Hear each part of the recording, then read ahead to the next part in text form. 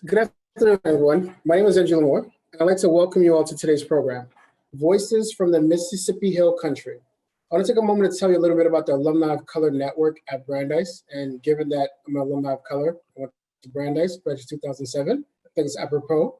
The Alumni of Color Network is a shared interest group, is a self-selecting opt-in community intended to serve as an affinity space for individuals from historically marginalized racial and ethnic groups, as well as their allies. Given the legacy of exclusion through policies and practices based on race and ethnicity in our society, the AOC network, not to be confused with Alexandria, aims to address the needs of an established community among Brandeis graduates of color and their alumni allies.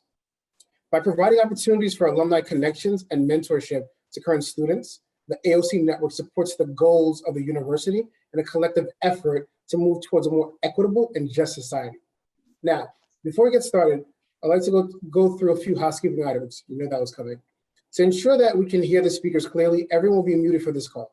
If you do have a question for the speakers, please use the chat feature to ensure, use the chat feature and enter them, and we'll do our best to get to as many questions as possible. Now, without further ado, I'd like to turn it over to Alan Bertman from the Office of Institutional Advancement to introduce our alumni speakers. Thank you, Angie. I have the honor and pleasure of introducing Aviva Futurian and Roy DeBerry, two distinguished Brandeis graduates who have a 50-plus year friendship. Aviva is a lawyer in Chicago currently working on prison reform issues with a focus on long-term prisoners. She grew up in Chicago and received her bachelor's in history from Brandeis, class of 1959, and taught high school in Park Forest, Illinois, 3 years before coming to Mississippi as part of Freedom Summer. After working as a Freedom school teacher in the summer of 1964, she became an organizer for the Student Nonviolent Coordinating Committee in Benton County for 2 years. After leaving Mississippi, she went to law school and received her JD from the University of Chicago, worked as a legislative assistant for Congresswoman Elizabeth Holtzman, and became director of the Women's Law Project of the Chicago Legal Services Program and represented death sentence defendants in Illinois in their final appeals. Aviva first met Roy DeBerry when he was her Freedom School student in 1964. They worked together in Benton County in the 60s and have both maintained close contact with Benton County residents during the intervening years. And Roy DeBerry is a native of Holly Springs, Mississippi, and is the executive director and one of the founders of the Hill Country Project. He was active as a high school student in the civil rights movement in the 1960s, first as a Freedom School prep student, and then as general organizer. And Roy earned his bachelor's degree in sociology at Brandeis University in 1970. Continuing his education at Brandeis, he went on to earn a master's and later a doctorate in political science in 1978. He also taught at Rusk College, was academic dean at Mississippi Industrial College, both in Holly Springs and Jackson State. And he's certified to teach at the high school level and has extensive administrative management experience. He retired in 2008 as vice president for economic development and local government affairs at Jackson State University. And finally, Roy is active in many community, civic, and professional organizations and has received numerous awards and has been cited for outstanding achievements and contributions, including an Alumni Achievement Awards from Brandeis in 2015.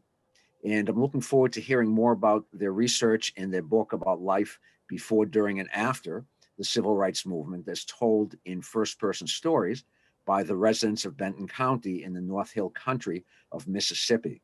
We're going to start with a brief video clip of Miss Emmeline Robinson. And this clip was done by John Lyons, one of the editors, and shown at the first scholarship banquet in Benton County. Thanks.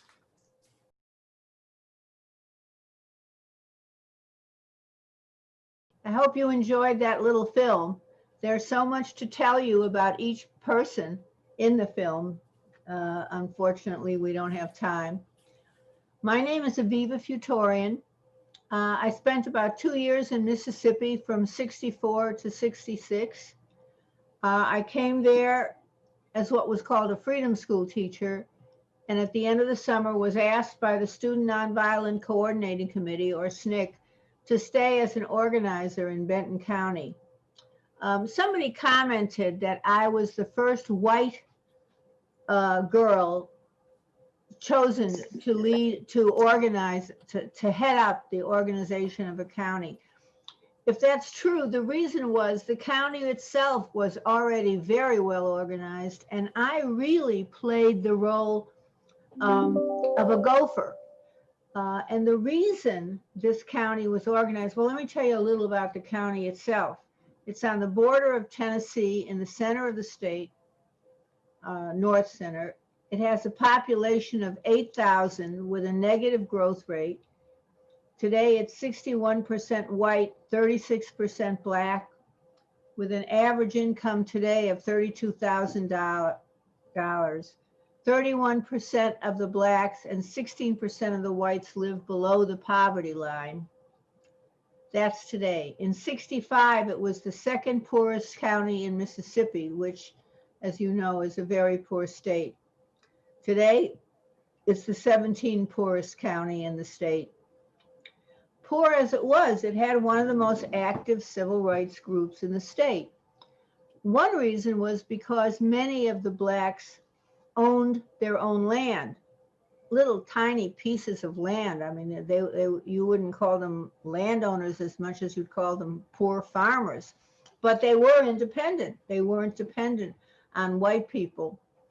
And the second reason was because of a man by the name of Henry Reeves, you might have noticed in the picture, who was conducting some of these meetings. Henry Reeves,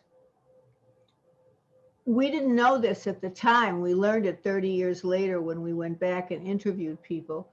He visited every single black resident of Benton County when he or she turned 21, which was then the voting age, and gave them a lecture on the importance of registering to vote.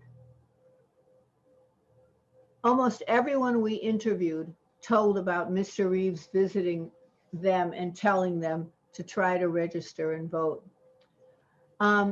Those of you who saw the movie Selma may remember how Oprah Winfrey, who played the part of the woman who tried to register but failed because she couldn't state the names of 67 circuit clerks in her county, when she failed, I think she did a brilliant job of portraying how terribly embarrassed and humiliated she was, as if there was something wrong with her.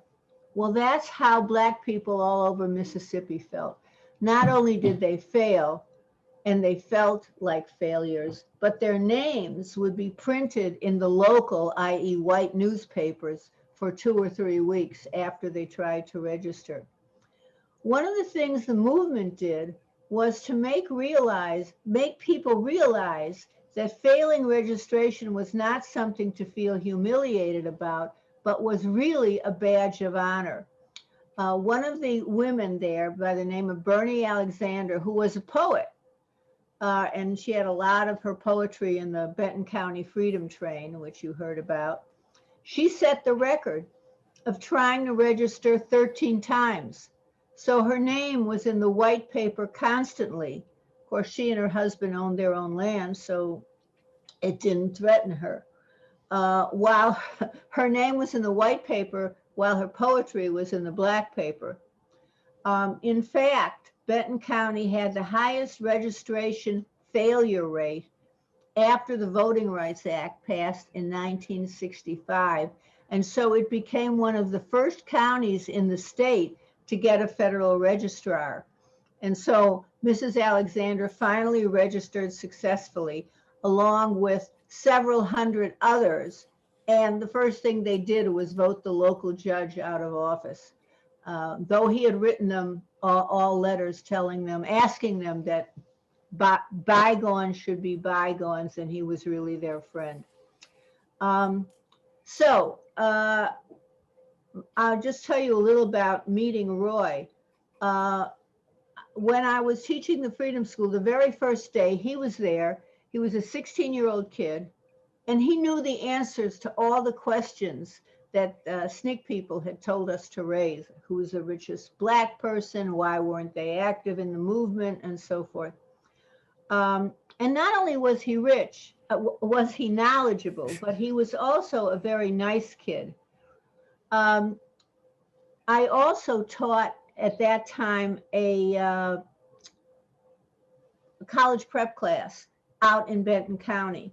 And Roy, who actually lived in Holly Springs, we all lived in Holly Springs. Benton County was an adjoining county. He would drive out there with me and take the class. And by the way, I think there were 7 kids in the class. All of them went on to college. Unfortunately, all of them, which is the story of Mississippi, except for Roy, all of them left Mississippi for good once they graduated high school. And that's what's making Mississippi really poor. What I didn't know was on the way to our class, Roy would stop off at Mr. Reeves' house. I thought to drop something off, but it was actually to pick up a shotgun in case we encountered trouble along the way. Of course, he never told me about that. And fortunately, we didn't encounter. After my stay in Mississippi, I went on to law school, figuring I could maybe be a catalyst if I couldn't be an organizer. And Roy went on to college and grad school. And by the way, he went, I don't know if how many of you are old enough to remember Phil, oh God, I hope I'm getting his name right, Phil Stewart. He was in the admissions office. There was a story about me in Driscoll, Phil Driscoll. Phil Driscoll, thank you. There was a story about my Freedom School class in the New York Times, and he saw it and he called me in Mississippi and said he would like to give a scholarship to a Brandeis student. I mean, to a scholarship to a kid in Mississippi to go to Brandeis. And I don't know, he didn't want to fly Roy for an interview. That would be too complicated. But he knew the father of one of the students at Brandeis was a judge in Alabama. And he thought maybe it would be good to have him interview Roy. And could I drive Roy out there? And I said, sure. Of course, he didn't know at the time, reasonable people wouldn't have known, that you don't drive in an integrated car in Mississippi unless, and this is what we did, I'm in the front and he's my landscaper and I'm taking him to his job, or I'm Miss Daisy and sitting in the back and he's my chauffeur. And that's how we went to Alabama. And I have to tell you, when we got there, it was a beautiful red brick house with great big pillars.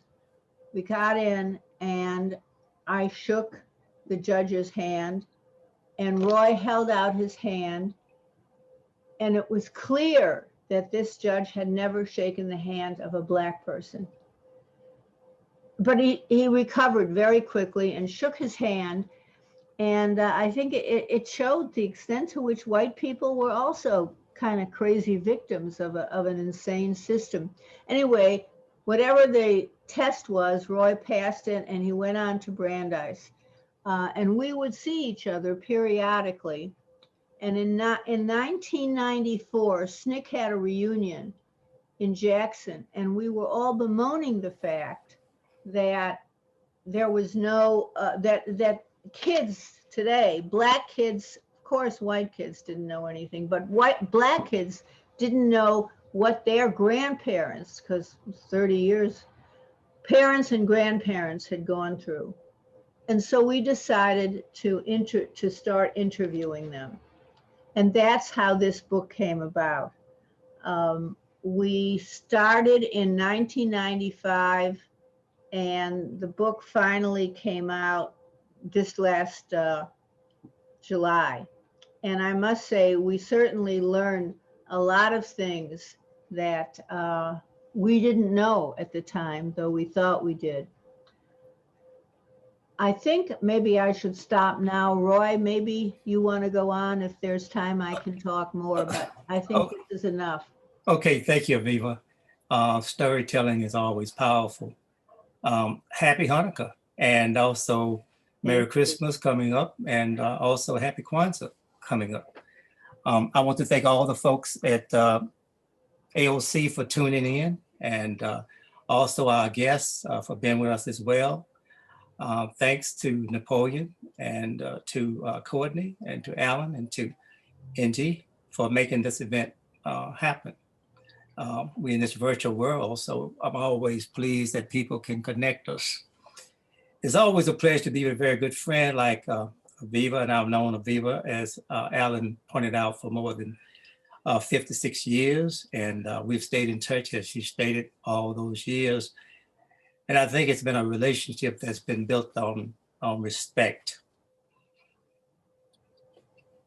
This project, The Hill Country, is both of our baby. This book is just one important piece of those efforts we have made in Benton County. I must say, and I hope I'm speaking for all the editors at this point, while the work has been hard over those 25 years, the effort has been a labor of love.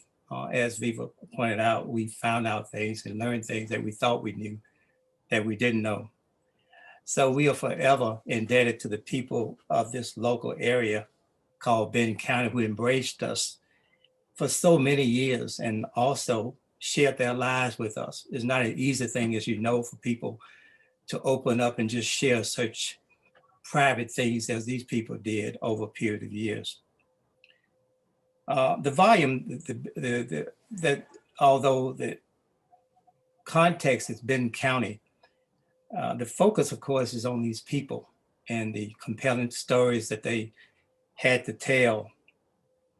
So as you read the book, Voices, you will appreciate the power of the freedom songs. And because as you read the book, a lot of the young people and a lot of the other people that we interview will reference these freedom songs and how important music was during this movement. And I can remember myself as a young person going to these meetings and just being taken up by the singing. And oftentimes that was a way for people to get through the week, to get through the month, to deal with this oppressive situation was with song. And these freedom singers were beautiful singers. We had people, for example, like Fannie Lou Hamer, and we're not going to talk about her today, but one of the things that I always found impressive about Fannie Lou Hamer was her ability to sing and to bring joy to people, notwithstanding the difficulty that they were facing.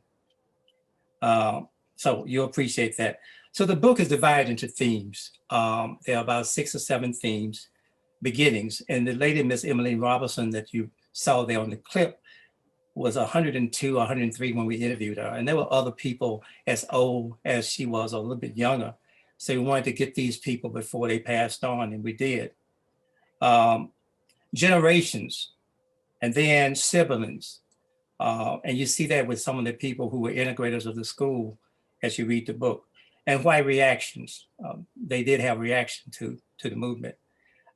Observers. There were a lot of Black people that did not participate in the movement. And they had their reason for not participating, some of them because of fear, and some of them for other reasons, but there were people who were observers. Service past and present. And Alan mentioned that earlier as before we started this program. We wanted to focus on the young people and how they saw things now and looking towards the future. So the focus was on the local and not the iconic people. We could have chosen people that had more names, more name recognition, but we decided not to do that.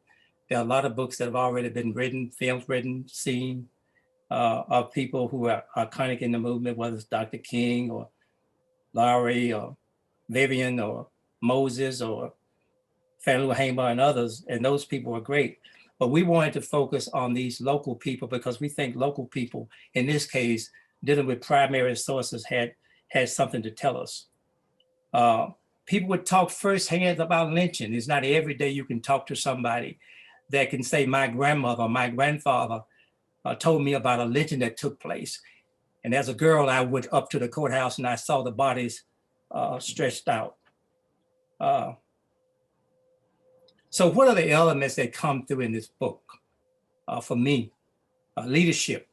And Aviva mentioned Henry Reeves, one of the leaders of this movement. Desire for education.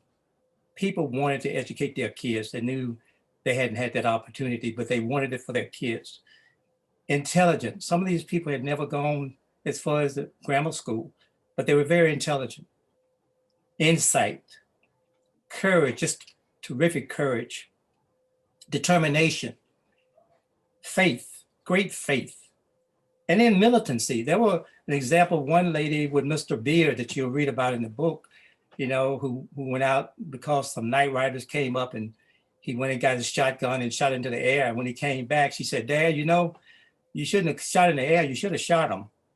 So there were some people who were not nonviolent and was not willing to be nonviolent. Discipline. Nonviolence, of course, was part of the movement and was a part of this movement. Survival instinct. People did what was necessary to survive. Hard work. Miss Robinson there and others like her saying that they work for $2 a day or 50 cents a day. Or in the case of another Miss Robinson talking about picking, Miss Eldora Johnson talking about picking 300 pounds of cotton in one day. That's a lot of cotton. I tried to pick cotton, I could only pick about 100 pounds. Perseverance, optimism, love, a deep love for their family and for their church. Forgiveness. It's very difficult to forgive when you've been abused, and yet these people found ways to forgive. Collective action. One of the things about the civil rights movement across the board, but also true in Benton County, was this notion of collective direct action. It was not standing still and not doing anything. It was about being engaging in action. Strength, wisdom, a sense of justice, a wish for the beloved community that John Lewis and others talk about.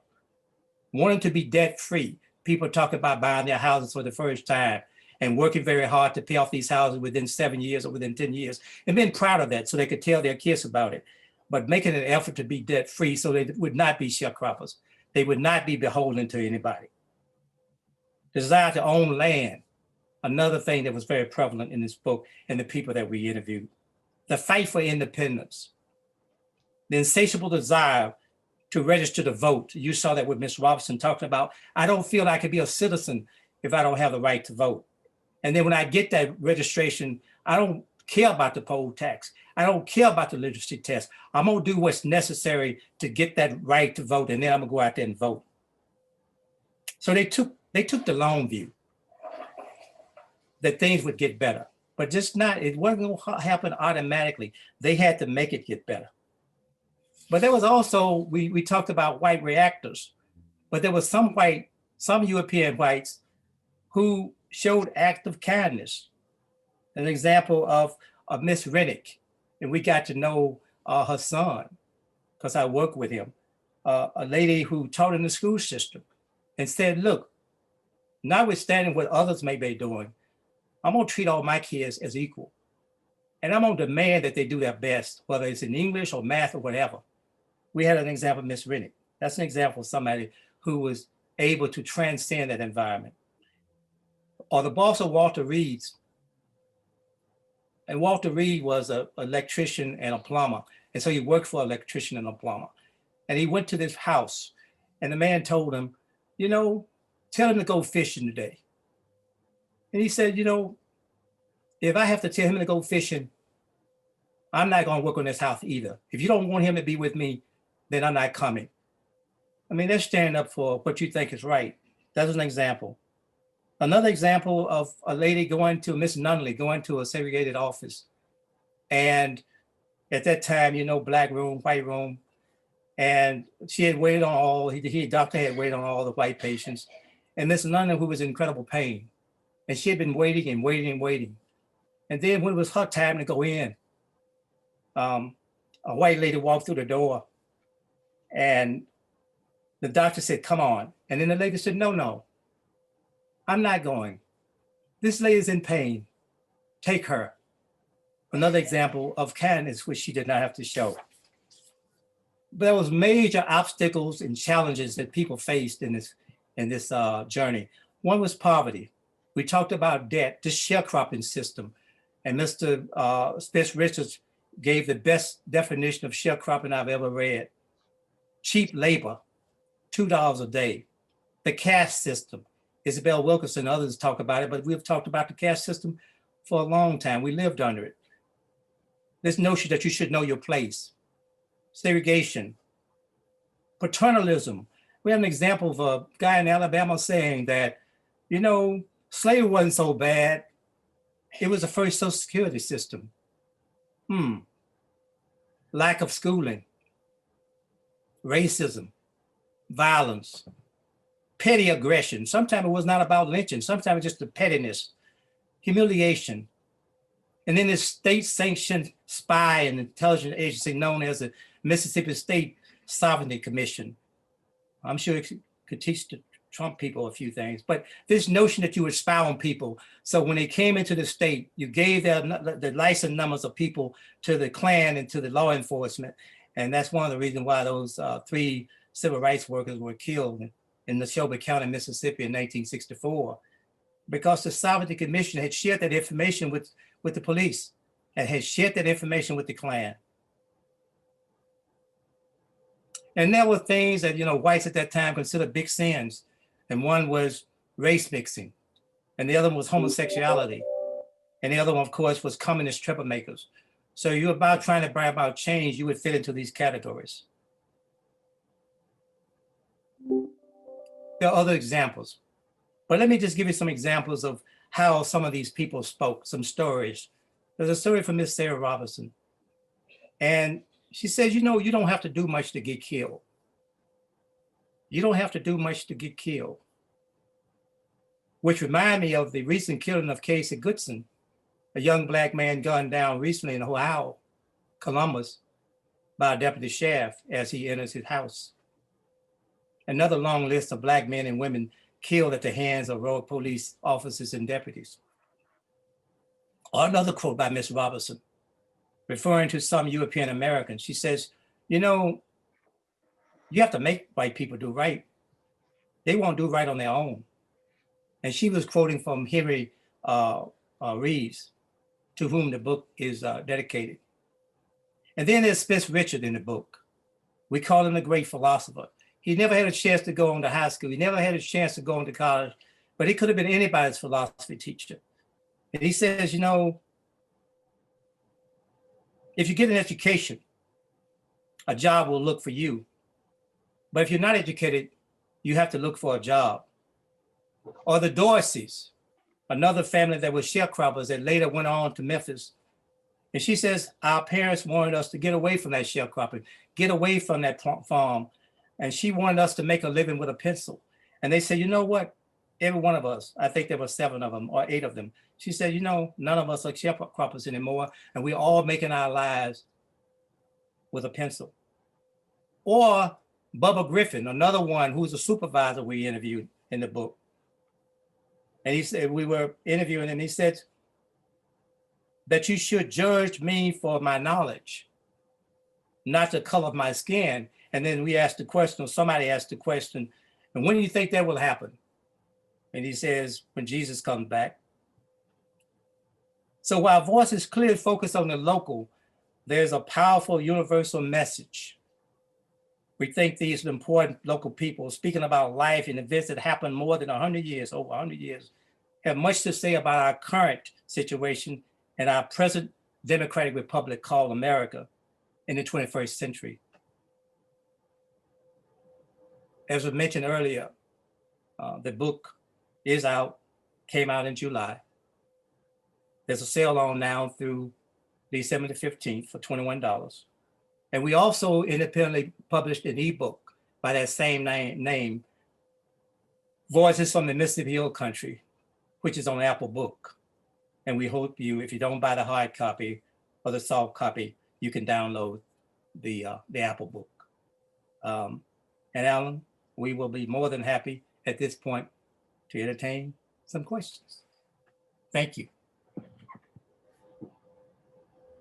Thank you, Roy. The first question that we have is, goes as follows. Were the Black people in the county in the 1960s aware of Ida B. Wells and her history? Ida being from Holly Springs. Well, Roy can answer that because he was from Holly Springs. I was working in Benton County, and so I really have no idea what they knew. Roy? My sis was not a lot at the time. It was kind of like out of sight, out of mind. Her house is still there in Holly Springs. She's it's a museum now. So her recognition sort of came later after she had traveled, lived in Memphis, ran out of Memphis, went to Chicago, ended up in England, became a major giant for anti-lynching. But at the time, as we were growing up, because unless it was passed down through oral tradition, none of the books would tell you about anybody that was Black or any contribution that they made or were making. The history books just talked about the happy slaves and how happy we were to be in our situation. That's most of the textbooks, right? So the Ida B. Wells thing came later. We didn't know very much about her when we were growing up. We found out about it later, even though her house was only about probably 4 or 5 blocks from where we lived. Do we have time for me to mention one more little story about the Nelsons? Yes. All right. We did not have, there were lots of sharecroppers. There were a number of sharecroppers in the county. And the only way we knew about them was when I would be driving my car, which was pretty well known, around there, somebody would run out of the field and put his hand out. And I assumed it was for a newspaper, and I was right, the Freedom Train. And that was my only involvement with sharecroppers, that they would run out of the field to get a copy of the newspaper, which was very much forbidden. When we came back 30 years later, we asked Mrs. Robinson, did she know of any sharecroppers who were involved in the movement? And she mentioned a man by the name of Buck Nelson, who by now was dead, but she understood that he and his children were kicked off the land because they refused to not participate in a school boycott that was part of the movement. And we found them 30 years later, and the kids were grown up, of course. They were all in Memphis. And in fact, that's exactly what had happened, that the father had said to the landlord, Billy Carpenter, you don't tell me how to raise my kids, and I don't tell you how to work your land. And he said, okay, you're out of here. I want you out by tonight. And that night they had to spend in an abandoned, leaky barn. They ended up finding a Black person's land to work on. And so it wasn't terrible, but they certainly didn't like this man. And the story, the end of the story, so I don't know, I wouldn't call it the end. It was an interesting thing. Many years later, the youngest son, who had been 5 at the time, and by this time was like 19, was hanging out in the local store.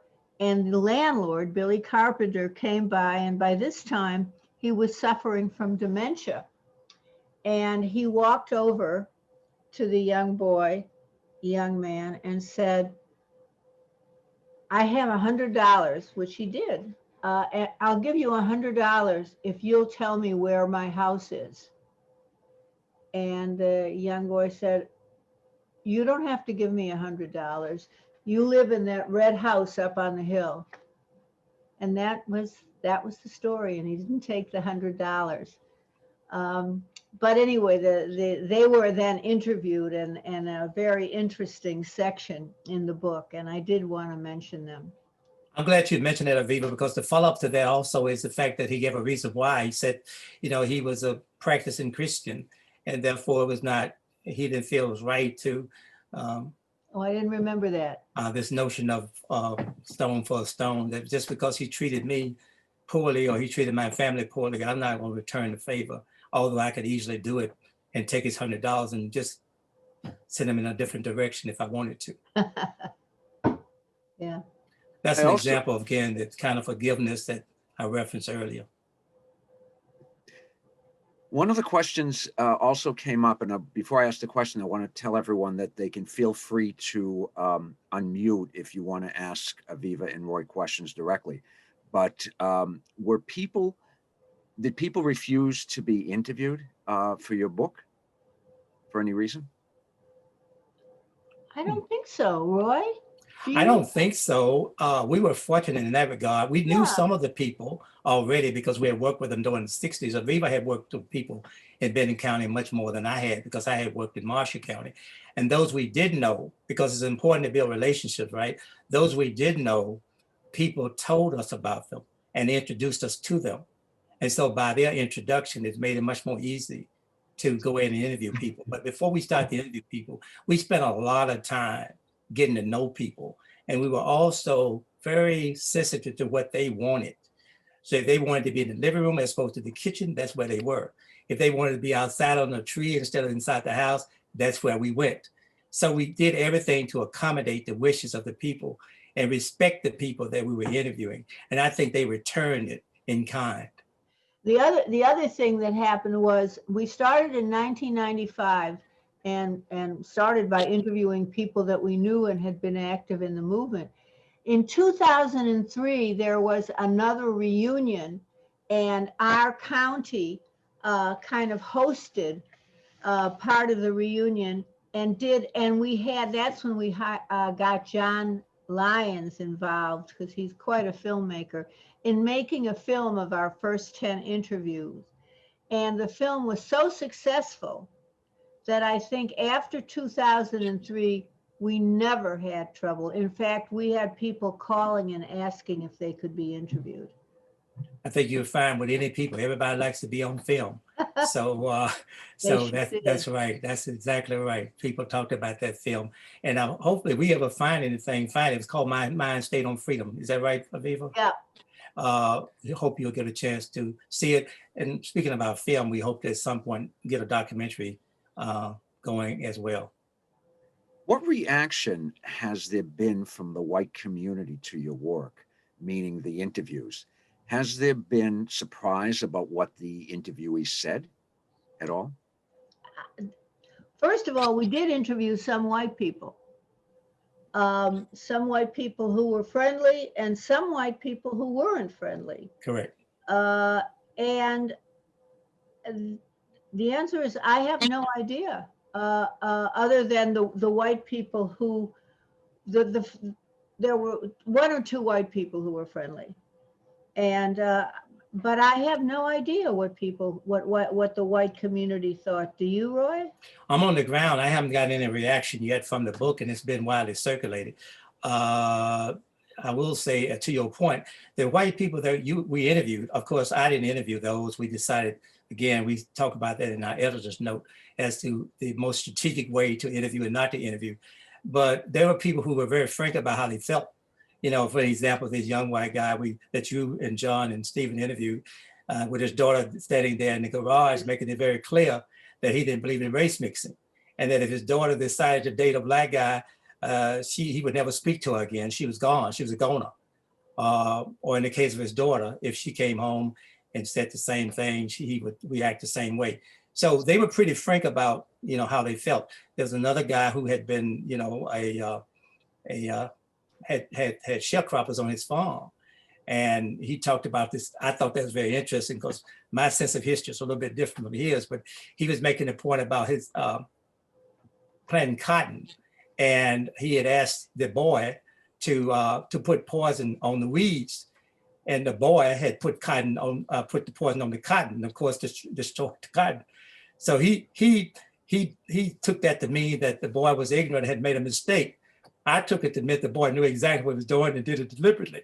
So that's the kind of different perspective that, you know, you have on history when you interpret it. Wow. But no, they were very frank about how they felt. Gotcha.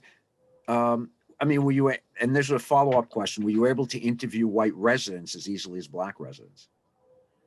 Uh, this guy, the guy who was the landlord, no, I had to bother him for a long time, and I told him that I wanted to do an interview on the sharecropping system and how successful it was. He said it wasn't, but it took a long time. But other than that, well, there was one guy who was supposed to be a very good guy, and I never was able to get him. But no, they were not as ready as black people were. And of course, the focus of the book was the civil rights movement in Benton County. That was the major focus. And this was sort of a footnote part of the book. That was not our major focus. Obviously, I'm glad we got that in as part of the book, but that was not our major focus because these people clearly were not involved in the civil rights movement. What was the biggest surprise you encountered in doing this amazing work? Aviva? Well, I'm going to say something, but then I'll have to think. Learning that Mr. Reeves had visited every single black person when they turned 21 and told them they had to register to vote. And they all commented on it. And he was their leader. He had died by the time we did the interviewing, so we couldn't interview him. That was a surprise. I mean, it wasn't a surprise in the sense that I would have expected him to do something like that, but I didn't know anything about it. Roy, what was your biggest? Well, I guess I was surprised to hear from Lightning Beard's daughter Right. express that level of militancy, because I hadn't heard that expressed from any other people we interviewed, where Right. in this case, she was saying, you know, I want you to take up arms more or less to defend yourself. I was not surprised by Jake Nunley and Mr. Thompson, because I had already heard stories about them. And one of the things, as you read the book, some of the people would say he was two of the bravest black men that existed in Benton County at that time. And these were not people who were offensively violent.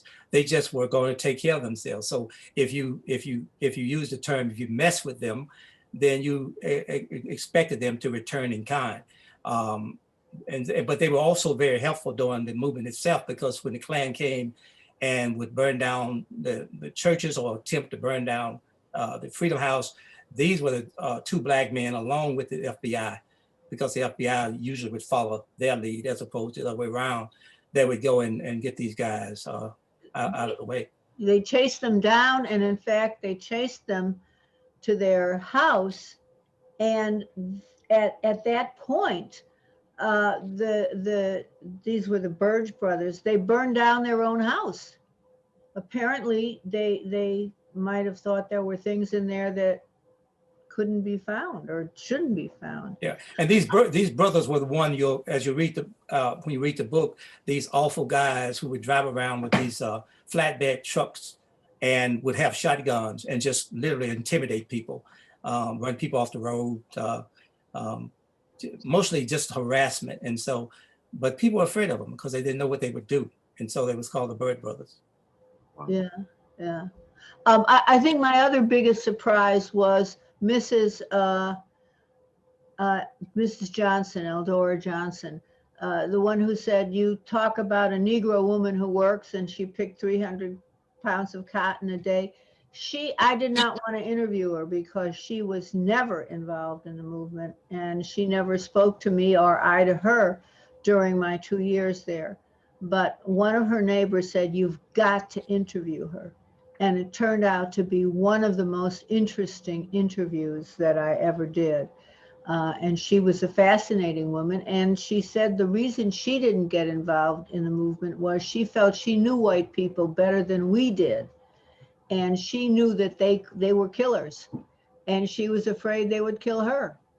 So she had. And she was openly frank about that, because I think that was always the element, that the elephant in the room was this fear element. And she was, I think, up front with just stating that I am fearful. I didn't Yeah. want to get involved because I knew something could happen to me and my family. Right. And that's so human for people to react that way sometimes. A question from the audience. SNCC's Bob Zellner was given refuge at Brandeis in 1964. Were there other people involved with SNCC at Brandeis that you're aware of? Miriam Glickman. I didn't know her at Brandeis, and I don't know when she was at Brandeis, but she was at Brandeis, and she was actually a white member of SNCC, which was very rare. And Abby Hoffman, there was a quilt going on, and I think they had something in New York or Boston where Abby Hoffman was involved, well, not heavily involved, but involved a little bit. No, Abby actually created this Liberty House in the Village in New York, where they sold quilts, stuff, artisan stuff made by people in Mississippi. Abby did a very good job. Yeah. Wow. Do you have any plans right now to partner with school system or youth clubs to have your book read or broadly read by young people? I have spent time, and Aviva can speak for Chicago, but I spent time with the Mississippi Department of Education and their book person, asking them to make it, because Mississippi now has a law that says civil rights ought to be taught in the classroom, right? It's been sort of voluntary before, but now there's a law that mandates it. The problem is a lot of the teachers that go through teacher education programs don't have the right material. And so we wanted to make sure that they had some other kind of materials to teach when they decided to do that. But it's such a bureaucracy, because what happens with these state education departments and with these book people is that they deal with the big guys. And so they have these huge contracts, and a lot of it have nothing to do with education. It has to do with money. So if you don't somehow get tied into that, how can I say, network, it's very difficult to get your book in. However, I have talked to some local school superintendents, and because they do have some discretion about whether or not to make the book part of their curriculum. And I think we'll make some progress there. Now, this pandemic has slowed some things down, and we hope to pick up some momentum once this pandemic is over. But yeah, we have tried, and at the local level, haven't done very much at the national level. And I believe, Roy, you had told me earlier that the revenues from the book are going to students, high school student scholarships in Benton County.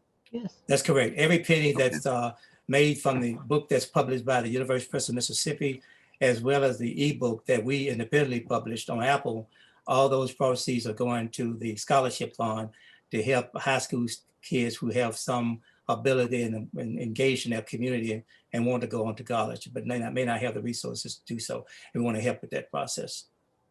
You know, it was interesting historically because Benton County was originally settled by the Chickasaw, the people of the Chickasaw Nation, and right. That's where the Trail of Tears began.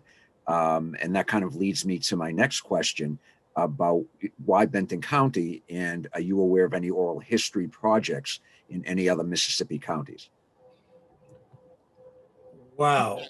Well, go ahead, Aviva. Benton County, well, 3 reasons. First reason was because I knew it. I mean, that was the county that I had worked in, and I knew the people. Second reason was they were among the most active counties in the civil rights movement in the state. And thirdly, because Mr. Reeves had apparently gotten everybody ready by getting them to register to vote. Roy, any other thoughts? I think that pretty much covers it. Yeah. Oh, by the way, I will say John did my book, which is Local People, which is a very well-known book. But it focuses on the sort of the whole state. And he used a lot of secondary sources. I think the thing that makes our book unique is that everything is primary source. Okay. And except for a few references here and there. Yep. No, we're coming on time. So one final question. would be, I'm getting questions from the audience about the interest in hearing your respective experiences at Brandeis and how that impacted both of you moving forward. And I'm sorry, but I want to be sorry to say that we couldn't answer all the questions being asked by the audience at this time. Well, thank you for your questions, by the way. Go ahead, Aviva. Is Aviva still there? Yeah. Did you ask a question? I missed it. Oh, I'm sorry. It was a long question. Some of the audience members would be interested in hearing about your respective experiences at Brandeis and how that impacted you moving both, I guess, both alumni of Aviva and moving forward. Interesting. When I was at Brandeis in the 50s, and that was a non-movement kind of time, and my God was Herbert Marcuse, who was a very serious Marxist and believed that you couldn't rush the revolution ahead of time, and so it was silly to demonstrate or become active. So to that extent, Brandeis didn't affect me, but in fact it did. Certainly my interest in people who were not treated right very much came from Brandeis. I think that the movement had already sort of started to shape me before I got to Brandeis, Yeah. and then the movement at Brandeis further shaped me. I think the idea of putting some thought and some practice, and just being exposed, as Viva says, to the various professors in the sociology department had a lot to do with me framing things perhaps differently. One of the things I think I learned during that summer with SNCC, for an example, just not only just the class I took, the prep class, but also been exposed to some first-rate teachers from around the country during that summer, and engaging us to think beyond, the status quo. This notion that Black kids, for some reason, should be heard and not seen, and you should not question. I think that Brandeis just sharpened those tools that forced me to do something that I had already started to do as a young person, was to question authority and to question why things have to be a certain way. Because one of the things growing up, I was told, well, that's the way it is. Well, my position is perhaps it can change, and it's not going to happen automatically. You have to make it happen. And so I think Brandeis just helped me sharpen that piece a bit. Wow. I should also add that what really triggered my interest in SNCC and in Mississippi was letters I started getting in 1964 or 63 from Mendy Samstein. Some of you may remember Mendy. I think he was a year or two behind me. And he got very involved with SNCC in Mississippi early on and started writing to a lot of people. And I think that's what got Abby involved also. Alan, I will just kind of close with this piece is, although it's not a direct question, but one of the things that struck me about something these people were talking about back in the 30s and 40s with respect to voter suppression. At that time, it was a poll tax and literacy test and interpreting the Constitution, all of that.